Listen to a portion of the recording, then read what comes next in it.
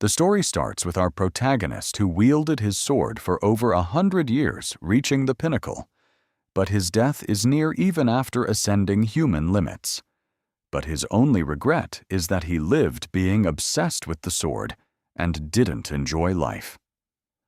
We now move on to a different scenario where a young boy is being severely bullied, and this white-haired boy blames his mother, and how because of her, the clan is in ruin, and he should consider himself lucky that they weren't kicked out. They are from the prestigious Tang family, but they have fallen because of the heavenly brilliance demon lord. They faced this guy when he came to take Tang Jie. After fighting with all their might, they managed to win. But as a result, they had used all their resources, causing the clan to walk the path of downfall. Moving to our bullied boy. This white-haired boy is still acting almighty. As our boy tries to retaliate, the white-haired boy becomes more aggressive. This is our boy's daily life after his mother attracted the attention of the pervert and ruined the clan, which resulted in harsh words directed towards his mother. After entering the house, his mother is all worried, but Archchad tells her that everything is fine, but she knows that the other are bullying him. He tells her not to worry and rushes into his room. She asks him if he has eaten. He tells her he doesn't have an appetite. On the bed, our young Myong knows that it's not his mother's fault, but there's not really anyone he can complain to, and raising his voice will only cause retaliation, like his father that got assassinated.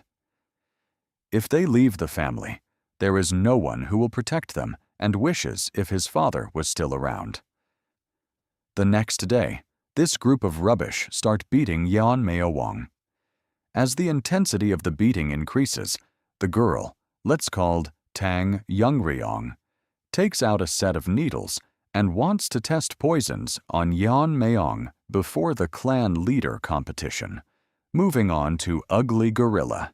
He sits on top of Yeon Meong and holds him down as this ugly red-haired starts her experiments and finds it fun that Yeon is suffering in his skin and is turning purple. After a few hours, it starts raining, and Yeon thinks that if he closes his eyes, he would be free. But there would be no one to protect his mother, and thinks if he was but stronger, he would have taken care of them. And his wish was to get strong enough to protect his mother. That's when Yeon notices a glowing sword, but he didn't realize that it was here all this time. For some reason, this sword feels familiar to him. After getting a hold of it, Yeon realizes that it was his sword, and he had trained for over 100 years and showcases the ultimate sword he had created in his lifetime. But because he was so focused that even after reaching the pinnacle, he can't stop his death, and wishes that if he gets a second life, he could live a normal life. As he remembers his memories from his past life with his ultimate sword, he merges both his memories from his past and present life. The next morning, his mother tells him to not go as he was very injured yesterday, but Yeon assures him that he will be okay. The white-haired boy thinks Yeon is avoiding them. The hypocrite Ugly Gorilla tells him that if his mother doesn't want to see him in a sorry state, he will come here. The white-haired boy has decided he will beat him even if he comes today. Yeon is here, and Tang Youngryong falls from the tree pretending to be cute. But Yeon doesn't make a reaction. The white-haired boy starts mocking Yeon and asks him why he looks unharmed. Yeon tells him that much won't hurt him, calling him by his name. Shocking this mutts. They think Yeon has gone mad, and the gorilla is ready to release his frustration. That's when Yeon starts calling them by their names, which offends the red-haired girl. So she thinks of killing him or doubling the poison dosage. As the fat guy tries to attack Yeon, grabs his head and buries his head in the ground, shocking the pathetic retards. As the fat guy gets knocked down, they start panicking as Yeon approaches them and tells them with these pathetic skills they want to compete. White-haired boy thinks Yeon is acting differently and charges towards him. Instead, he grabs onto his hand and literally breaks it into pieces. According to Yeon, with these skills, the clan leader's position is pretty much decided. Inside the hidden poison hall, it's where the clan leader resided and major family decisions were made.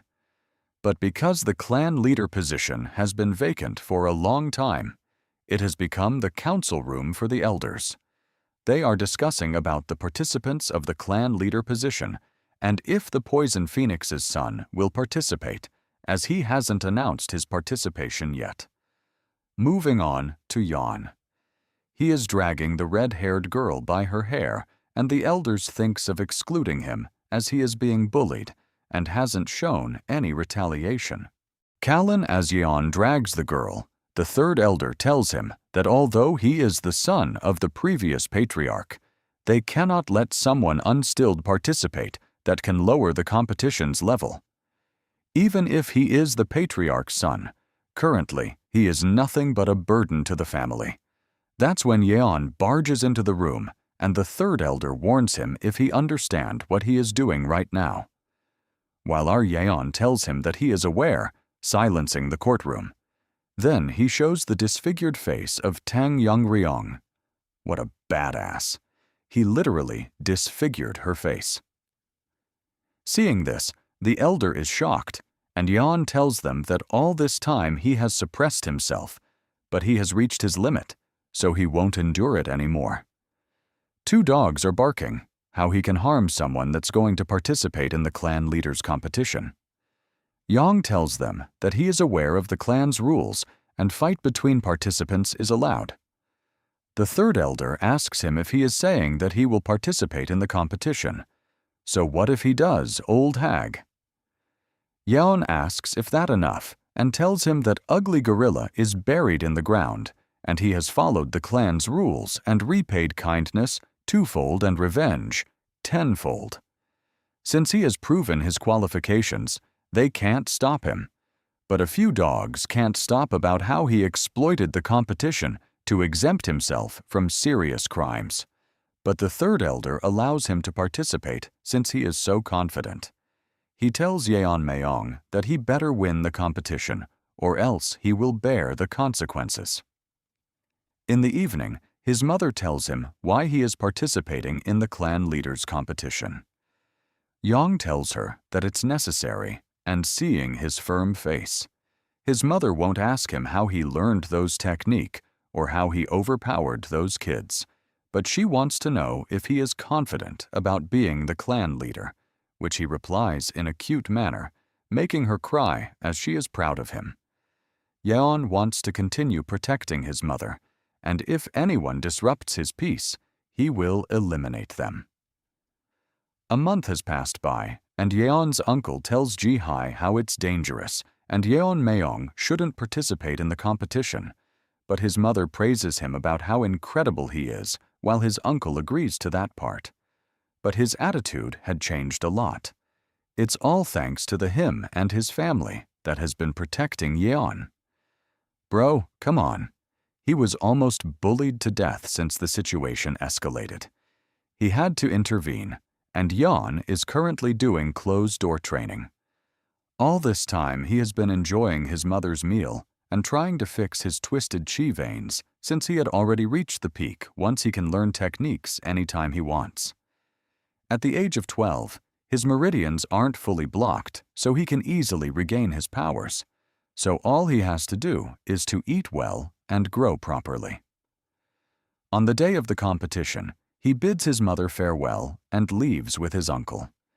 As he leaves, she feels proud and thinks if his father was alive, he would feel the same.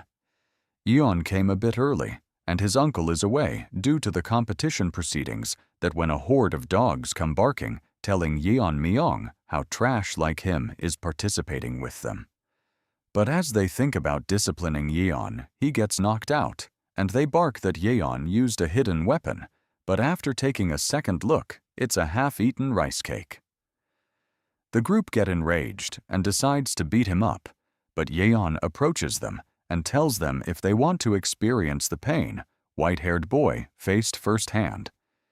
Hearing this, They get nervous and all charge towards Yang.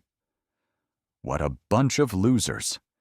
That's when Yeon's uncle notices a guy flying through the door, realizes it's a participant. He rushes to the scene to find all of them beaten to a pulp by Yeon as he eats rice cakes sitting on top of them. The elders are all enraged and can't believe so many participants are injured before the competition. So the Grand Elder thinks of modifying the competition rules. According to some participants, first they undergo 2 to 3 years of training. Then they proceed to one-on-one duels. That's when both the girls realize that they both know confidential information. Pink Hair tells her that her father works in the general office.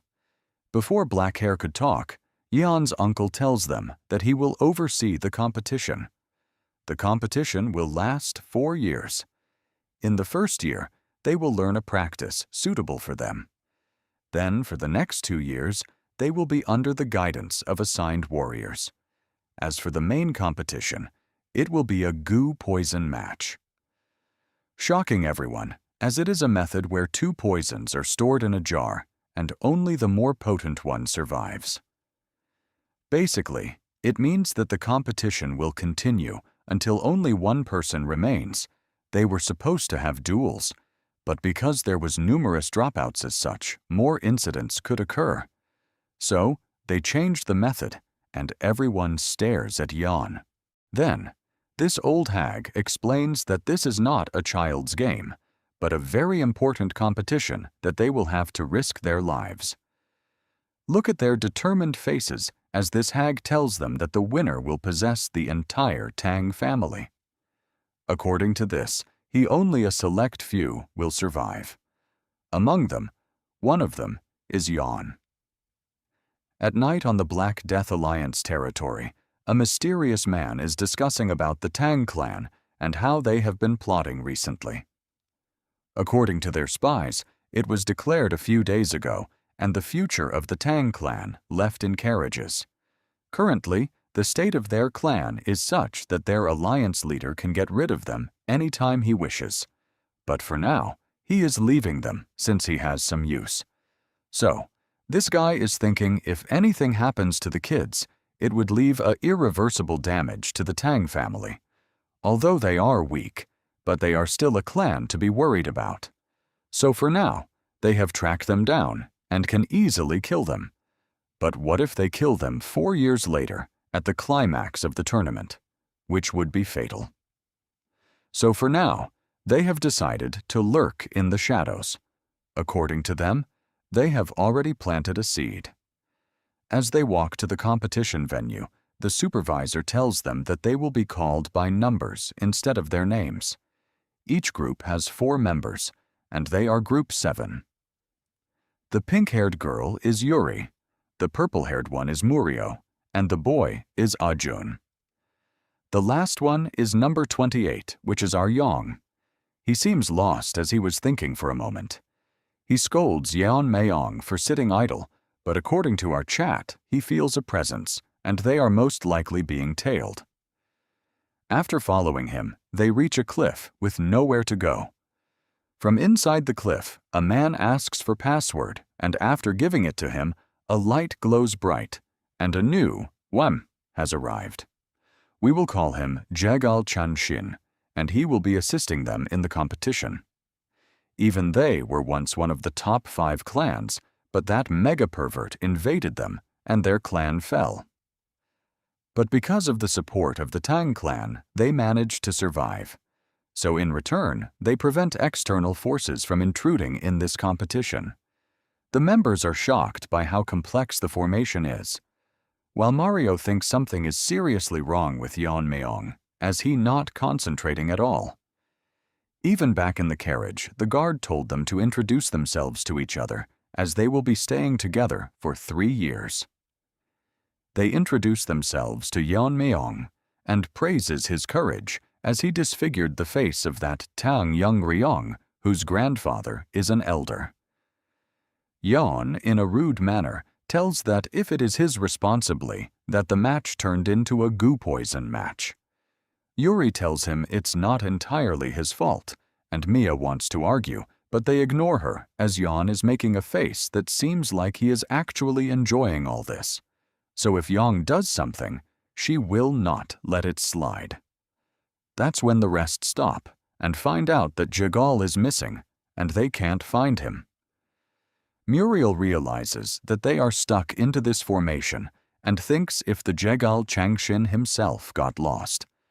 As she is thinking many things at the same time, we move on to that ugly duck. He is bragging about how without the caster there's no way to escape. He finds the Tang family elder pathetic that they would hold an entire group for a single kid. As they promise to double the support if he gets rid of Yan Myung, all this guy cares about is his family. And what the Tank clan does is none of his concern. That's when he notices a change in the formation, and Yan literally ripped it apart. Seeing this, he gets scared, and Yeon talks like a book and tells him that he probably made a mistake, so he should be careful. Jagal Changshin thinks to himself that there are no flaws, so how did they manage to escape? They ask Yeon Myung how he did it, and basically our Chad cuts it. Murio tells them to stop fighting and stay together with the instructor, but this little dog ran away.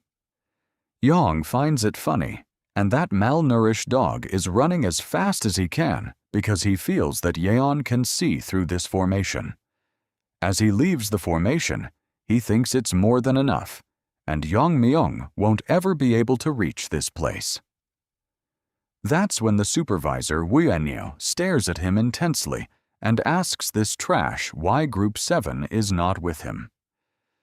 Jeagle poops his pants as he is scared, but tries to stay calm as he prepared for this kind of questioning. He tells him that Group 7 won't be participating as he waited for the participants, but they never showed up. According to this joker, they might have faced bandits or come across some wild animals. That's when the formation cracks and Wenny thinks it might be an intruder, but it's actually Yeon. The trash can't believe that the Jagal clan's supreme formation broke so easily, and Yang is happy to see him.